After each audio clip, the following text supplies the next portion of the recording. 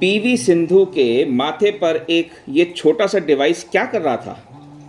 Badminton चल रहा है और अटेंशन रैकेट से हटकर उनके फोरहेड पर लगे एक छोटे से गैजेट पर चला गया। इस डिवाइस का नाम है टेम्पल।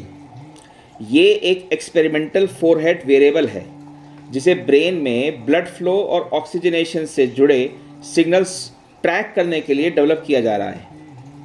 और नहीं, ये कोई मैजिक परफॉर्मेंस बूस्टर नहीं है। आज स्मार्ट वॉच हमारी रिस्ट को समझने की कोशिश करती है। हार्ट रेट, स्लीप, रिकवरी और अब टेक्नोलॉजी ब्रेन रिलेटेड सिग्नल्स की तरफ बढ़ रही है।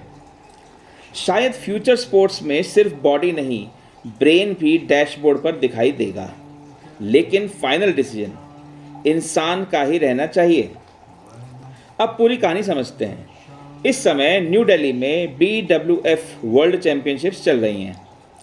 दुनिया के टॉप बैडमिंटन प्लेयर्स इंडिया में compete कर रहे हैं और इसी दौरान पीवी सिंधु के माथे पर लगा एक छोटा सा वेरिएबल लोगों का अटेंशन खींच रहा है। इंटरेस्टिंग बात यह है कि टेक्नोलॉजी अचानक कल ही पैदा नहीं हुई। सिंधु इससे पहले भी टेस्टिंग एनवायरनमेंट में इस्तेमाल करती दिखाई दी है, लेकिन वर्ल्ड चैम्पियनशिप्स ने इसे फिर स्पॉटलाइट में ला दिया। अब हम में से ज़्यादातर लोग वेरिएबल सुनते हैं तो क्या सोचते हैं? Smart watch, steps, heart rate, calories, sleep. लेकिन सोचिए, अगर वेरिएबल शरीर के साथ साथ ब्रेन रिलेटेड फिजियोलॉजिकल सिग्नल्स को भी समझने की कोशिश करे तो? टेम्पल का आइडिया ब्रॉडली इसी डायरेक्शन में है। फोरहेड पर सेंसर लगाया जाता है और टेक्नोलॉजी सेरेब्रल ब्लड फ्लो और ऑक्सीजनेशन जैसी इंफॉर्मेशन से यूज़फुल पैटर्न्स निकालने की कोशिश करती है। लेकिन यहाँ एक इम्पॉर्टेंट बात है। इस टेक्नोलॉजी को देखकर हमें ये कंक्लूजन नहीं निकाल लेना चाहिए कि डिवाइस पहन लिया और कंसंट्रेशन बढ़ गई, या अब मशीन बता देगी कि एथलीट जीतने वाला है। दोस्तों, साइंस इतनी सिंपल नहीं होती। ब्रेन बहुत कॉम्प्लेक्स है। मेजरमेंट करना एक चीज़ है, मेजरमेंट का सही मीनिंग समझना दूसरी चीज़। लेकिन मुझे इस स्टोरी की सबसे इंटरेस्टिंग बात आज का डिवाइस नहीं लगती। मुझे इंटरेस्टिंग लगता है ये डायरेक्शन। कुछ साल पहले हमारी वॉच सिर्फ टाइम बताती थी, फिर उसने स्टेप्स गिनने शुरू किए, फिर हार्ट रेट, फिर स्लीप, फिर रिकवरी स्कोर्स। अब रिसर्चर्स और कंपनीज कॉग्निशन, ब्लड फ्लो और ब्रेन रिलेटेड सिग्नल्स को समझने की कोशिश कर रहे हैं। तो एक ONS 2083 सवाल पूछते हैं।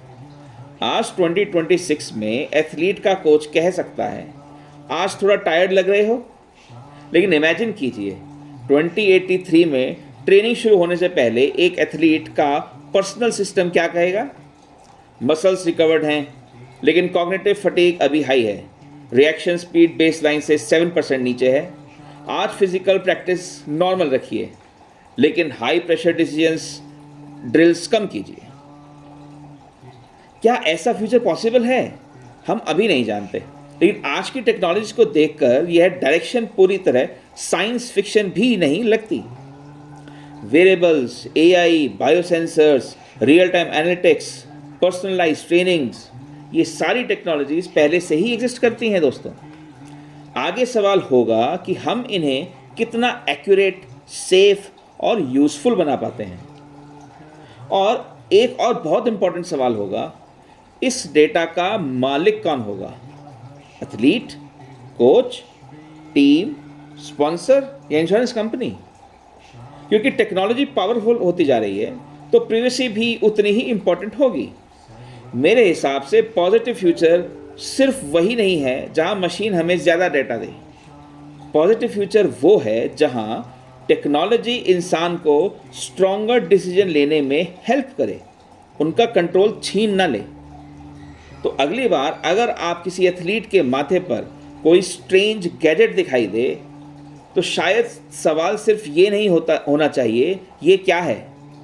एक दूसरा सवाल ही पूछिएगा, ये टेक्नोलॉजी आगे कहाँ तक जा सकती है?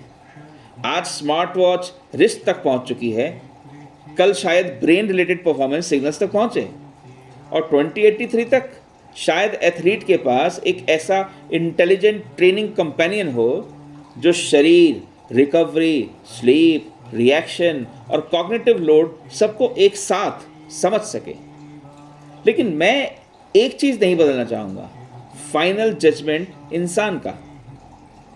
टेक्नोलॉजी कोच बन सकती है, सपोर्ट सिस्टम बन सकती है, मिरर भी बन सकती है, लेकिन इंसान को रिप्लेस करने वाली अथॉरिटी नहीं। यही शायद पॉजिटिव टेक्नोलॉजी का सबसे अच्छा फीचर होगा। तो कल फिर मिलेंगे एक बिल्कुल नई, करंट और इंटरेस्टिंग कहानी के साथ।